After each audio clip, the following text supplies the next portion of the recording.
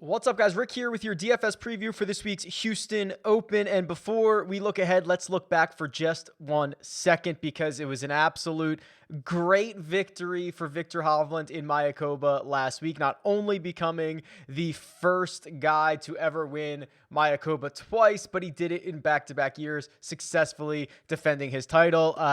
You guys know that I think so highly of Viktor, not only on and off the course. There was an interview or a podcast that we did together, a week before. The week before last, you can go back and check that out. He talks about his mindset heading into the title defense and everything like that. But absolutely stoked for him and absolutely stoked for the entire industry because the number, I can't even shout out 2 or 3 people because the number of winning lineups, winning bets that we had on Viktor Hovland seems infinite. So I'm stoked that everyone was able to get a piece of that victory thanks to Viktor. Let's turn our attention this week to the Houston Open. Interesting course, newish course, good little field. I'm excited for it. Let's go.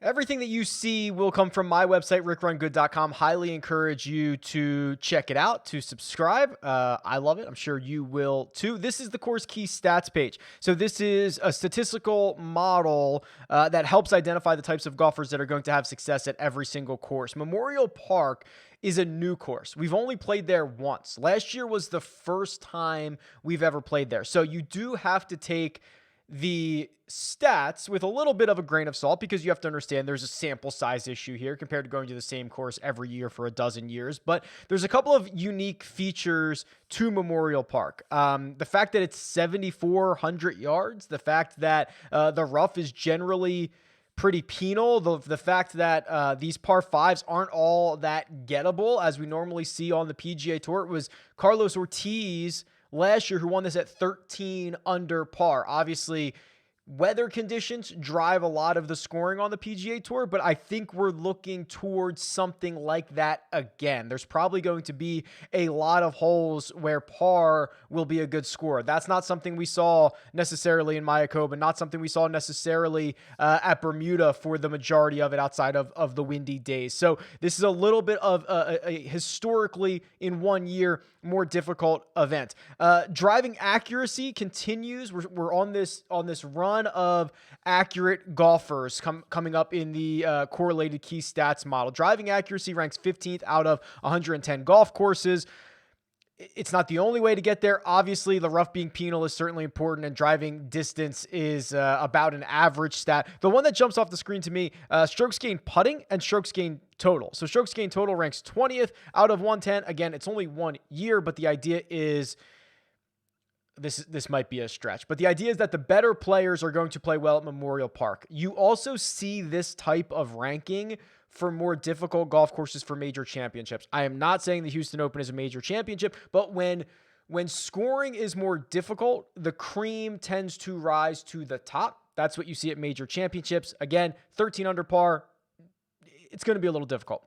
And then strokes gained putting actually ranked 5th out of 110 courses on the PGA Tour, meaning that there were only 4 other courses on the PGA Tour, kind of historically, the last decade or so, that strokes gained putting was more correlated to success than here at Memorial Park. Again, 1 year, take it for what it's worth. But if we just scroll down and see the types of golfers that this should fit, no surprise to see Sung Jae Im and Sam Burns kind of stand alone here if you're using the last 24 rounds. So we'll dive more into that in a second, but this is generally the profile of golfer that we are looking for this week.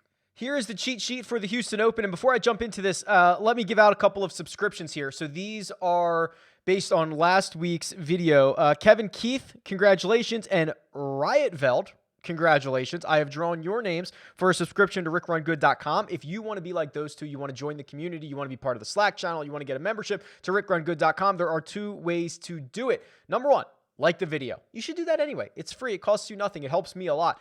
Make sure you're subscribed and comment below with who you think is going to win the Houston Open. Very simple way to do it if you're on YouTube. If you're not on YouTube, you want to head over to Apple Podcasts, leave a 5-star rating and review, say something nice about the show, leave me your Twitter handle. That is another entry, and I will draw that in a couple of days, and I will announce the winners next week. Also, the Wednesday live chat this week, 3 p.m. Eastern time, might have a little bit of an announcement there. Nothing groundbreaking. Don't worry. Don't freak out. But probably something you'll be interested in. Hoping to have that available to you on Wednesday. Fingers crossed. Here is the cheat sheet. And there are, for a second week in a row, maybe, yeah, I think second week in a row, we've got like 7 golfers over $10,000. We're seeing this kind of top-heavy composition of the player pool. So it's Sam Burns, Scotty Scheffler, Sungjae Im, Tony Finau, Matthew Wolff, Cameron Smith, Tyrrell Hatton, and that's it. I almost said Brooks Koepka. Brooks Koepka is not in the 10K range. We'll get to him in the 9K range. Let's start at the top here. I must admit to you, all signs point to Sam Burns. He's 11,100. There's a million ways we can break this down. Ooh, look at the golfer profile page. You know, I always default it. I don't know if you guys realize this. I think a shocking amount of you don't realize that I default this to whoever won the tournament last week, right? Looks really good with Viktor Hovland there at the top. Let's look at Sam Burns. And I'm going to try to do this a couple of different ways. Let's start with, oh boy. All right, let's go to the Holy Grail. Let's go to the stats page. Oh, I'm already there. Last 24 rounds, Sam Burns averaging 2.14 strokes gained per round. It's the best in the field. Him and Sungjae Im are the only two over 2 strokes gained per round. So what does that say? Well, it means he's playing well at the moment. It means he's playing better than anybody else in recent form. If you look at what those results have come in as, a win at Sanderson, T5 at Summit Club. He has not finished outside 21st in his last 7 starts. So even those 24 rounds, that's only 6 starts. That doesn't even count his T2 at the FedEx St. Jude, right? So if I go back 28 rounds, numbers probably get even better. That's kind of point number 2. Point number 3, we're going back to Bermuda grass, which is just, this is where he thrives, on Bermuda grass greens. If you go to the Holy Grail, if you go to strokes gained by tournament, if you go to more filters, and we just click Bermuda grass, so these are all the events on Bermuda grass greens, click on Sam Burns' name, his last, let's see, 5 starts on Bermuda, win, 18th, runner-up, win, and then T4, that last one, the T4 was the Zurich Classic. That was the partner event with Billy Horschel. So you can leave it out, include it. I don't really care what you do. But this is the surface for Sam Burns. You guys know, if you follow along weekly, how high I am on this guy. I think it's the year of Sam Burns. I think he's just going to be a breakout star. He's got all the tangibles, and there's going to be nothing that stops me from getting exposure to Sam Burns this week. When I look at the rest of this range, I think I kind of throw Scotty Scheffler and Matthew Wolff into a little bit of a similar boat here. Very high upside, kind of volatile, might play themselves into it, might play themselves out of it. Scotty Scheffler's been, I believe, a little bit better. Matthew Wolff, we have not seen really the off-the-tee play that I would like, at least on paper, because for the last couple of weeks we haven't had the strokes gain metrics that I would like to see. But he's obviously playing better. He just needs to put all 4 rounds together. A couple of other interesting things here. So I think it's Sungjae and Sam Burns for me. Not only are they playing the best coming in, Sungjae won at Shriners, followed it up with a 9th place finish at the CJ Cup, all that good stuff.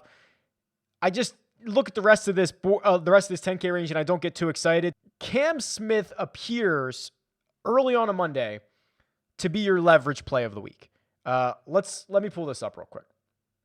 So here's Cam Smith, and what you'll note is we've only seen him twice since September 5th. Twice in the last 2 months. So he played the Tour Championship, and the only event he has played this season was Summit Club. And he finished T9 there, great on approach play, great putter.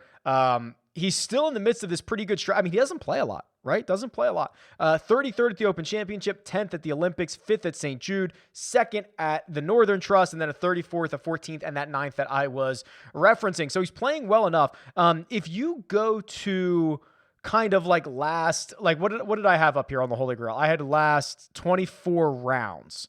You're going to see Cam Smith's like the third best player in this field behind Sung Jae and Sam Burns. And I don't think people are going to realize that, or I just don't think they're going to remember that. And they're going to opt for Wolf, who's kind of the flavor of the month. They're going to go up to Sam Burns. They're going to go to Scotty Scheffler. They'll go to Sung Jae Im. And it just feels like Smith is the forgotten man in the 10K range. So we'll see, especially when we get to the Wednesday live chat, 3 p.m. Eastern time on the Rick Run Good YouTube channel, what Cam Smith's projected ownership is. I just have a feeling he's going to be the overlooked one here. And I think that's probably a mistake. Pretty fascinating little 9K range here. Brooks Koepka at the top along with Adam Scott, Joaquin Niemann, then Taylor Gooch, Aaron Wise, Carlos Ortiz, and Patrick Reed rounding out the 9K range. Let's talk Brooks Koepka. Let's be real. This course, I mean, it's a pretty big course, right? Par 70, 7,400 yards. Let's go to the Holy Grail and kind of look for those types of courses. They're probably going to be major championships. I imagine when I filter this, I think we're going to see Brooks Koepka kind of pop up near the top. Let's see what happens. So we'll do par 70, and we'll just say 7,250 or more. Should I go all the way to 74? I don't know how many events we're going to have if I go all the way to 74. Let's do 7,400. How many events do I have for this? Yeah, it's not a heck of a whole lot. Let's do 7,250 or better. And again, you can draw the line anywhere you want. But par 70, 7,250 yards or longer. Sort by strokes gained total. There it is. Yeah. So a couple of names. Matthew Wolff, he only has 12 rounds. He has a runner-up finish at the 2020 U.S. Open, a T16 at the BMW Championship, and a T4 at the PGA Championship. Taylor Pendrith also here. That's only 4 rounds. That's his T23 at the 2020 U.S. Open. But here's the man with a lot of rounds, basically more rounds than anybody, Brooks Koepka, gaining a stroke and a half per round. He has never missed a cut in these type of situations. Let's see what his worst one is.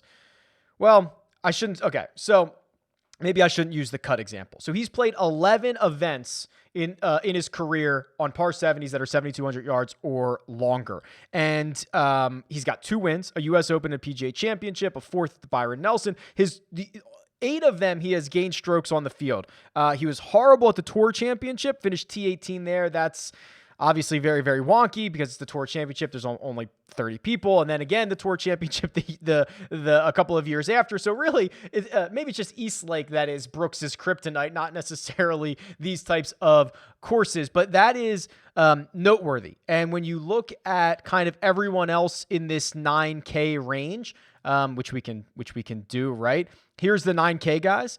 He is about a half a stroke better than anybody else, a little bit less. Aaron Wise pops up next, which is always very exciting for me because I'm an Aaron Wise truther and I'll just, go to the grave like that as of right now, as long as he continues to putt well. But it is noteworthy. And I'm not necessarily a blindly bet Brooks Koepka guy, but this is not a bad place to blindly bet him. Right. I think I can give him one crack here and probably reassess later. I might be enticed to, if Sam Burns wasn't living in the 10K range, I might be enticed to start in the 9s. Joaquin Niemann, who was definitely underpriced last week, which we knew, finishes 5th in Mayakoba. He's 9,500, so he gets a pretty significant boost, but it's still probably not enough. Taylor Gooch, 93. This is fascinating to me, right? The Taylor Gooch stuff. So again, we don't have the full breakdown of strokes gained metrics, but we do know what Gooch does well, and he's a great approach player. Struggled on Sunday. In fact, was in the final group with Viktor on Sunday, shoots like 3 over, finishes T11. A lot of people are, this is such an interesting thing for fantasy golf, where people are going to say that was a disappointing week for Gooch. And while he might feel that way, if you got a T10 or a T11 from Gooch before the week started, you'd probably be pretty thrilled. So now his last 4 starts this season: Fortinet, 4th, Shriners, 11th, Summit Club, 5th, Mayakoba, 11th. It's a thing, guys. It's a thing. Gooch is very good. He's very, very good. He flashed some of this last year. He'll continue to knock on the door. He'll continue to, try to figure it out on Sundays. What has he done at the Houston Open here? He's played it twice, I believe, 3 times. Last 2, 4th and 4th. I mean, I could live in this 9K range. Aaron Wise, I talk about on a weekly basis. I don't think I need to continue the conversation. We're continuing to see good things. Another 15th place finish. He was out like a banshee on Thursday and Friday. Didn't play as well on the weekend. Again, 15th place finish. No problem. He's made the cut in his last 3 here. 11th last year. I'm just going to continue to fire him up. I love this 9K range. And then Carlos Ortiz, look at this. I mean, you could get 3 guys in the 9K range that their 5 combined results in the last 2 years are 4th, 11th, win, and 4th. You could get that in the 9K range. And Carlos Ortiz is the last guy at 9,100 who looks like he's finally back into form. He had been gaining strokes on approach in 3 straight before he withdraws from the Zozo Championship, finishes runner-up last week at Mayakoba, 4th and 1st here in the last 2 years. I just, what is not to love? We're going to see the ownership come out, obviously, in a day or so, but it's a really fascinating range that I think we might want to be starting our lineups in, and I rarely say that. The $8,000 range, kind of exciting. Maybe not as exciting as the 9K range. If you believe in like long-term form, course fit, you would think that this is a Kokrak smash spot, right? That's what I'm supposed to say. Kokrak smash spot at $8,800. He has objectively not been good. And unfortunately, he hasn't been good with the driver. That is something that has been a weapon for him for a really long time, but he has actually lost strokes off the tee in 6 of his last 7. Now, granted, 5 of those he lost less than a stroke. So you could argue those are zeros, but he was really bad at the Summit Club the last time we saw him. Putted it well. That's noteworthy because that's the weapon set for Kokrak, which is be very good off the tee. And that magic putter that he found a year ago and just started making that would be the path for him. That would be the path for Jason Kokrak. The other thing is he's played this event before. He's not played this course before. So if people are just blindly throwing kind of tournament history into the model, I don't think I just think this is the best course or one of the better courses Kokrak could get. Even though the form isn't all that good. So I think he's a sneaky little 8,800. And then there's a couple of guys who score a lot of fantasy points. Bezadenhout, Maverick McNeely, and Seamus Power, 86, 85, and 84. These guys are pretty significant fantasy scorers. So here is the fantasy leaderboard from last week. And what you'll notice here, let's see. So Christian Bezadenhout gained 35 points on the field. He scored 96 fantasy points. So quick math, the average was 61 fantasy points. He scored more fantasy points than Brendan Todd, who finished 11th, even than Seamus Power, who finished 11th, more than Aaron Rye, who finished 15th. Listen, I think that there is a case to be made that these guys are pretty good fantasy scorers. So Bezadenhout, let's see. McNeely finished 11th, gained 37.5 on the field, and Seamus Power here, again, who Power is actually a pretty good example too, gained more points on the field than basically everybody who finished 20. Oh no, I guess he would have. Does my brain work this morning? He finished 11th. Of course he scored more fantasy points than the guys in 22nd. I actually need to see. Oh no, Power actually wasn't that good then. Sorry. My brain is jumbled. Too much victory beverages last night. So really, Bezadenhout is the one that stands out there, where he scored more points than guys that finished above him on the leaderboard. Whew, my goodness. I'm fascinated to find out what everyone does with Lanto Griffin. And I can pull up his golfer profile here because it's going to be difficult for me to really ever quit Lanto. But we've got 2 good finishes in a row now. He had a stretch of golf for a long time where he was not all that good. I mean, look at the stretch before this. I'll cut him off at here, the Masters. I'm going to cut him off at the match play. Do you remember the match play? He gave away group stage. It was really, really ugly. Lost 6.5 strokes on approach that week. He only played 3 matches, just like really ugly. So after that, he did not have a top 25 until this year's Shriners a couple weeks ago. That's 7 months. And he plays a lot of golf. But now we have a T6 at the Shriners, a T7 at the Zozo Championship. His Shriners profile is the best version of Lanto. Gain a ton on approach, gain a ton with the putter. That is perfect. We don't have the breakdown for the Zozo Championship.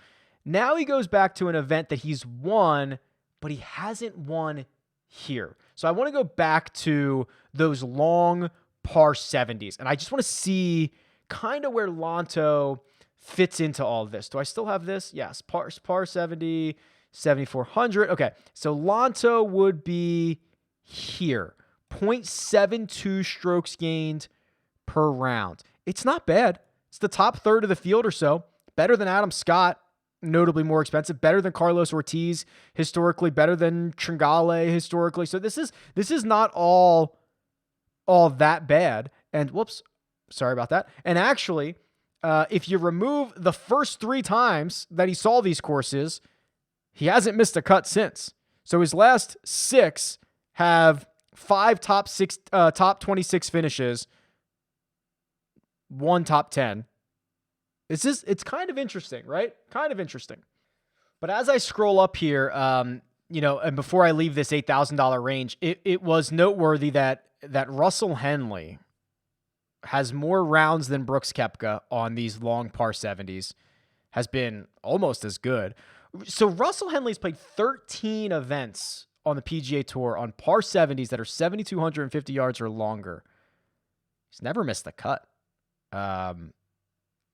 It's pretty impressive, actually. He's got a lot of really strong finishes here. 1, 2, 3, 4. 4 top 10s out of 13. Bunch more top 25s. It's not bad. I'd consider that. Not particularly thrilled with the $7,000 range. I think there's a continued case to be made for Mito. I think there's a continued case to be made for Johnny Vegas or for giving Emiliano Grillo for one. I mean, really, it wasn't even a bad round. It was a bad 9 holes that forced him to miss the cut in Mayakoba. I think those are all okay plays. There might be a better argument to go back to Taylor Pendrith.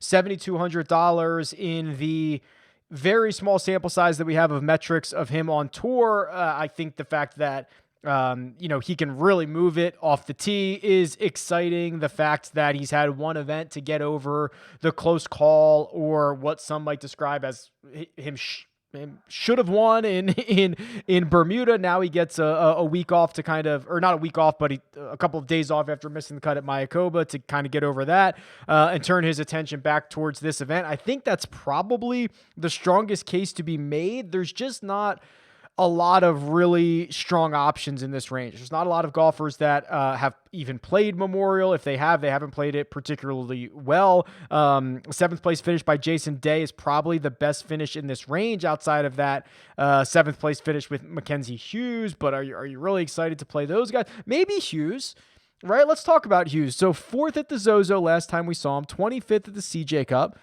35th at Sanderson, and a top 10 here last year. Now he is kind of different than the guys that I normally play because he's a little bit of a short game specialist is Mackenzie Hughes. And you can kind of see it in the metrics, has not gained off the tee. In what is that? Jeez, oh man, 7 of 8, 9 of 10, something like that. Approach is just as bad. He does a lot with the putter and the short game, but he does tend to get it going on more difficult golf courses. Let's also look at this. Let's look at Mackenzie Hughes. Okay, I still have this loaded in. Mackenzie Hughes on long par 70s. He's okay. Recently, he's been good, actually. Last 4 are 14th, 20th, 10th. Nope, that's not his last 4. I've got it sorted by strokes gained total. No, I mean, it's fine. It's a mixed bag. It's a really mixed bag. Varner's been pretty good on these longer courses, longer par 70s, because you get a couple extra par 4s. Yeah, I'm grasping here. It's a very difficult range.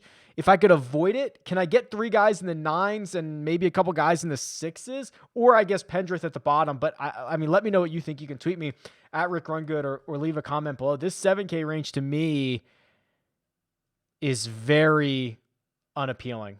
Very difficult to try to find something. We'll see if anybody pops up when we run a custom model here at the end. But let's move on down to the 6K.